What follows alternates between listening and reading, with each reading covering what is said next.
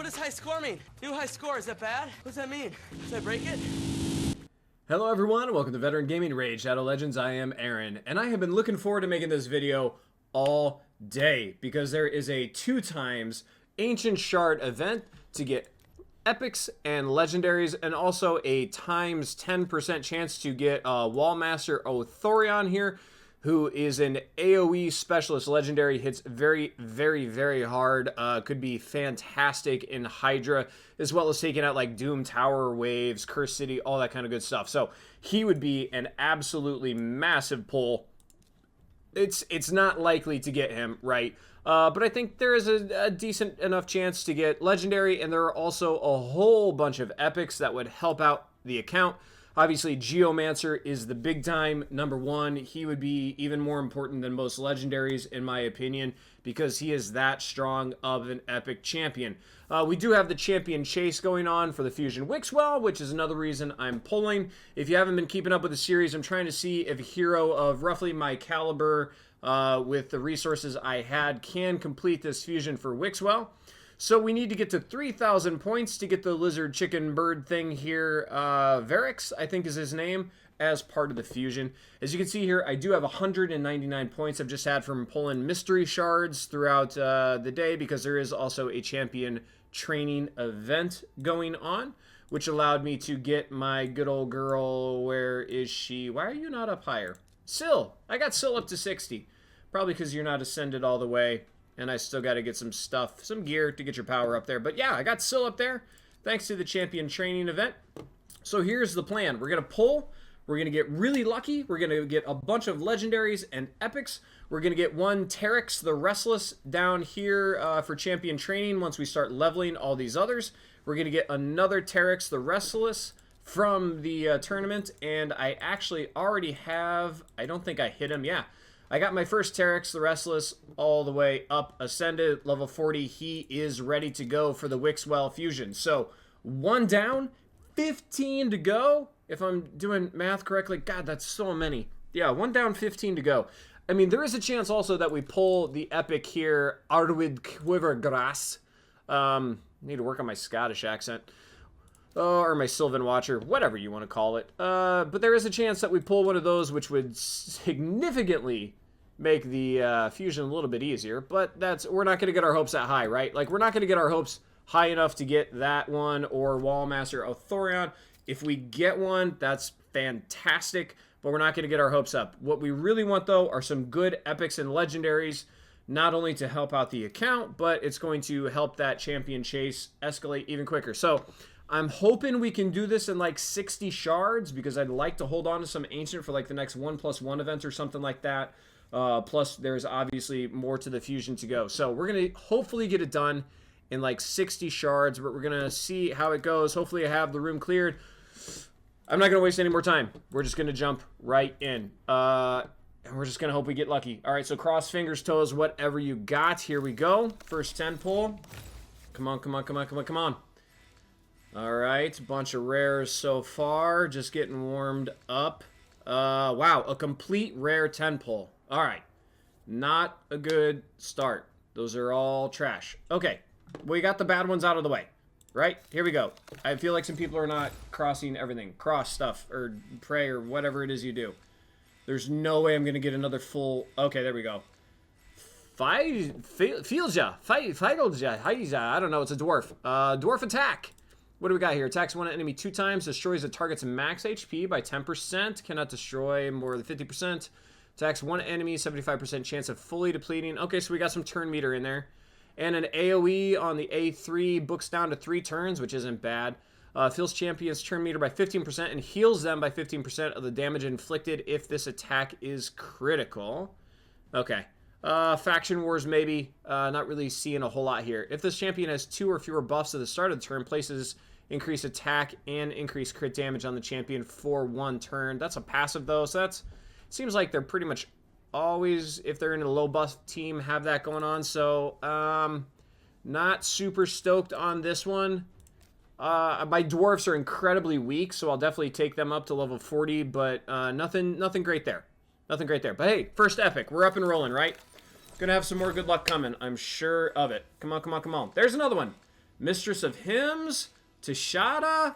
Now we're starting to roll some in here. All right, nothing good on the rare, so let's go ahead and check out Mistress of Hymns, Sacred Order, Support. What do we got? One enemy and a heal. Attacks one enemy, continuous heal buff on 2 allies with the lowest HP if it's a critical, so you'd want that crit up to the 100%. Only 2 abilities. We got a passive here. Revives 2 random allies with 50% HP and can place a veil when ascended with a passive. Okay. Again, I'm not really feeling anything too crazy here. I mean, the resurrection is nice, I guess, but not really feeling too much on Mistress of Hymns. What do we got? Who's our other one? Tashada, the Barbarian. All right.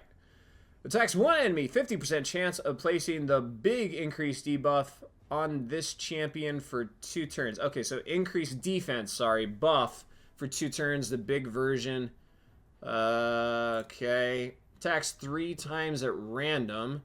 Each hit 75% chance of placing the small weekend, and it ascends to the big weekend. All right, so essentially 3 hits, each one has 75% chance. You're going to place the weekend. Oh, and actually it books up to 100%. Why do you need it to book up to 100% if you have 3 chances to place it at 75%?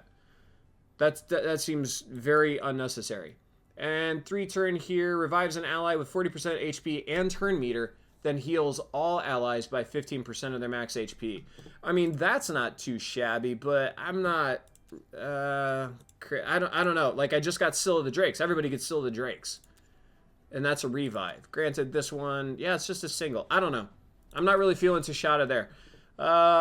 Maybe somebody can tell me otherwise, but I'm not loving that. Decent amount of books. I don't know. Not loving Tashada. All right, let's see what else we can do. Come on. We got to get somebody. I haven't really even found somebody worth building yet. Rearguard Sergeant, Skull Crusher. All right, at least we're getting some more epics in here. Gorlos Helmaw, that's not bad. 4. We got 4 epics in that poll. That's awesome. I already have a Chancellor Yasmin. Has some turn meter stuff in there, but in general, I think has been kind of power crept out and nobody really cares anymore. Oh, not power or turn meter stuff. I'm sorry. It has the speed, but what else we got here? Extra target or extra hit, heals, and then remove buffs from enemies, 50% chance, which books up to 75%. Then places sleep debuff on 1 turns who have active buffs. Okay, so strips buffs, and if they don't have, or if they don't get stripped, then they get slept. I don't know. I already have one. Probably not gonna book her out. What do we got for Gorlos Helmal here? We got an attacker from Demon Spawn. Attacks 1 enemy 2 times. Each hit fills a champion's turn meter by 10% if they're under specific debuffs. That's not too shabby. That'll work pretty well because HP burns one of them, and I do have Drexthar from Tag Team Arena, so that could be kind of nice. What else we got here? AoE, 75% chance of placing that big version of the decreased defense debuff for 2 turns. Books down to 3 turns. All right, could be all right. Attacks 1 enemy on the A3 here. 75% chance of placing the HP burn debuff and a 50% decrease accuracy for 3 turns. And then fills champion's turn meter if it's critical. Okay. And that will go down to a 4 turn. All right. I see the utility there. And you get an aura for Doom Tower. I don't know. Not awful. Not crazy exciting, but not awful. Skull Crusher from the Ogre in here. We got a defense epic. Attacks 1 enemy, places heal reduction if the target's defense is lower than this champion's. Okay. Ascended here, places 50% ally protection buff. That's great. On all allies except this champion. Places counterattack buff on all allies except this champion. And then places unkillable on this champion for 1 turn. Alright, probably great for faction wars. 3 turn once it's booked. Only 1 book there. That's not too bad. This dude only needs what? 5 books total? How sweet is that? Good for you, Skull Crusher. Oh, what's the passive? Decreases the duration of all debuffs on this champion by 1 turn at the start of each turn. Alright. Not the end of the world. Probably not the best either. And our last one here, Rearguard Sergeant. Another dwarf. At least I'm getting some dwarves. I had very bad dwarves, and now I have at least 2 epics. Attacks 1 enemy. Has a chance of placing big decreased defense. Books to what? 50% chance? AoE here, once it's ascended, 50% chance of placing decrease attack for 2 turns and heals this champion by damage inflicted. Look at all those books. Holy cow, 7 books for that. It goes down to a 3-turn cooldown. Alright, on the A3, it will go down to 3 turns with books. Places ally protection buff and continuous heal buff on all allies except that champion. Okay. Yeah, not loving it, but not horrendous. Alright, we've got actually a really good amount of epics. We haven't gotten an amount of good epics, but we've got a good amount of epics. Not ideal yet. At least I don't have any like really crushing decisions on who to build yet, because we are kind of striking out here on the quality epics. And oh, come on, get out of here. Unless somebody can say otherwise. Some of them are like okay and probably okay for faction, but like none of them are mind-blowing, like, oh man, I need to build them, they're going to help me in all content, I can't wait to throw them into Doom Tower and stuff, so we're kind of slacking so far. Hopefully we get a little bit more luck here, because we got to pull some right. We're only at 2279. We got to get up to 3,000. Why are you running so slowly? I just want to scroll and grab that last one. You know what? If you're not going to work, then I don't care. All right, we still got to pull like 800 worth to get up to the lizard, chicken, whatever you are. We can do that. All right, come on. What have we pulled so far? 40? 40, I think, right. That's not bad, though. I mean, we've gotten a decent amount of epics. All right, here we go. Let's get some luck. Come on. Come on, come on, come on, come on, come on. Throw in a Lego. Mix it up. All right, another epic. Sikara. We got an epic Old Hermit Jorg. And then not much. Again, I don't really think these are anything to jump up and down about. Sikara. Barbarian. Is this the one that loves books? Holy God, yes she does. Alright, attacks one enemy, fills the champion's turn meter if it's critical, so you have to build her up to 100%. Nothing crazy there. Attacks all enemies 3 times. Well, that's fun. It books down to 4 turns. Each it has a 40% chance, which books up to what? 60% chance of removing 1 random buff from the target. Well, don't care about that, but attacks all enemies 3 times. If she actually has good multipliers on that, like, that could really smack. Alright, and our A3 here. It's ascended, attacks all enemies, so another AoE. It will go down to 4 turns. 60% chance of placing a big version, once ascended, of weaken debuff for 2 turns. That's not bad, but again, my God, so many books. I have to see if she actually hits hard, but, like, I can't imagine that she's going to get books over other champions that currently need them, like Miscreated Monster and Mordecai and some of the other ones. So, Sakara, I feel like you're going to be on the bench. All right, let's check out Old Hermit Jorg here. He is a support, only 2 abilities, so probably not a ton of books. All right, attacks one enemy, 30% chance of placing HP burn for 2 turns. That will book up to 40% chance. That's not great, right? Holy cow. 1 enemy, 1 time, 40% chance of placing the HP burn. That's terrible. All right. On the A2 here, places a big version of increase attack buff on all allies for 2 turns and fills turn meter. Okay, turn meter manipulation. That will book down to 3 turns. That's a good ability. That's not bad. What's our A3 here? On Ascension level 3, oh, it's a passive. Revives 2 random allies with 60% HP, then fills turn meters by 40% and places Perfect Veil. That is a phenomenal revive. 5 turns isn't great, but that is a very good revive there. So, orcs, my orcs are very weak. So you'll go to 50 probably, but I don't know if you're going to get to 60, Old Hermit there. I don't know. We'll see. Again, I'm just not really getting blown away by any of these epics, and I haven't gotten anything to care about in the rares at all. Tamo, Morag Bronzelock. We got more epics. God, we're getting several epics here. Who else did we get? And then Artur. All right, Tamo, I think, has some definitely going to be in Faction Wars. She's a support, right? Attacks 1 enemy and can steal a random buff from the target. On the A2 there, it'll go to 3 turns, attacks all enemies and places the big decrease attack for 2 turns. And on our A3 here, or this is passive? What is this? This is, I don't know what this is. It's an ability. Places a counterattack buff on target for 2 turns, on target ally for 2 turns.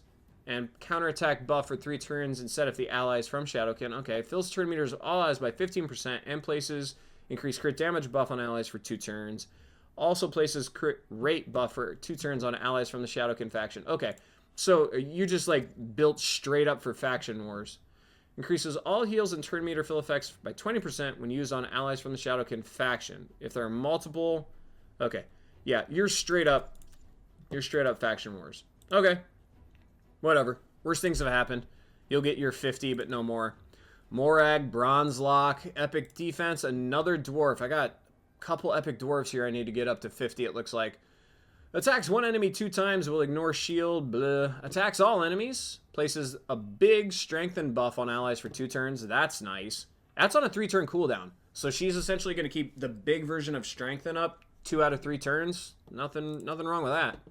Not a ton of books in her either. Not bad. Raider Captain teams up with 2 random allies to attack. Oh, so we got ally attack here. The allies joining the attack will always use default skills. Grants an extra turn if the enemy is killed. Alright, I mean, that's not bad. What's the Ascension? Counterattacks when hit while under a strengthen buff placed by this champion. And she's keeping them up 2 out of 3 turns. That's not bad. She might have some usefulness. For sure in Faction Wars. Maybe some usefulness in some other places. That strengthen is no joke. And getting counterattacks and calling allies to assist. I mean, that's not the end of the world. Artur, the Sandalman. Look at that. Giant axe. Couldn't afford better shoes or clothing. Ripped as usual, though. Alright, here we go. Attacks 1 enemy. What is he? Epic HP. I do like HP champions. Barbarian. Attacks 1 enemy has a 40% chance of placing the Provoke. On the A2, attacks 2 times at random. I hate that, at random. Each hit has a 50% chance of placing Provoke. Places a counterattack buff on this champion for 2 turns when a hit is critical. And when it's ascended, it will heal the champion by 15% of their max HP and places counterattack for 2 turns when hit with a critical hit. Immune to some stuff. Only when Callie is on the same team. I do not have a Callie yet. I don't know. I'm not impressed by Artur either. God, not exactly knocking it out of the park with the epics here tonight. Kind of a bummer. I shouldn't say that because I've had really good luck getting like, oh, that actually took me up to the Lego book too, which I was not intending to go for. So I guess I shouldn't complain about that because I got kind of a lot of epics. No Legos, but hey, we're a little bit closer to that Mercy. So maybe the next one I have to pull for is a 1+1 and I hit Mercy and good things happen. I don't know. Trying to stay positive here. The good news is I wasn't actually going to go for that Lego book, but we did get our lizard bird thing. We do have some epics that are going to help in Faction Wars. Nobody else like really jumping out at me as like a must-build, super impressive style hero. So let me know what you guys think. If I got somebody that's an absolute winner that I didn't really focus on enough or talk about enough, let me know. But not particularly impressed. I didn't even pay attention. Are any of them involved in a fusion? Did that help? I still have enough to fuse Werrigan's Sun Cursed. I already have a Lockwayne. So, who is this? I might have gotten 1 there to go into this Lego. So that's not the end of the world. Relic Keeper, don't care. Resin, it doesn't look like I really got much there. So no, doesn't really look like I got anything for the fusions. Bummer. Oh well. We got what we came for, which was some epics. We got our points. We got the next bird thing. We're still leveling up. We're still moving forward. And I think this is maybe good for the whole series of can a regular player do the fusion, because I didn't get anything crazy. I didn't get anything that's a part of the fusion that would help me skip certain events or tournaments in the future. So while I'm not exactly thrilled with the results I got tonight, you can always find that silver lining. Did get some epics, got a good number. They're going to help out in Faction Wars. You never know where they're going to help out in like Curse City or something like that. If you guys have a specific build for one of the champions I pulled tonight that's absolutely amazing, please leave it in the comments section down below. Or if you think I was too harsh or too kind to a certain champion I talked about, again, comment section down below. I love hearing back from the community. Not only does it help me learn, but it helps everybody that watches these videos. So if you enjoyed the video tonight, please give me a big thumbs up. Don't forget to subscribe to the channel so you don't miss upcoming content. And as always, have fun. Good luck. So I got that going for me, which is nice.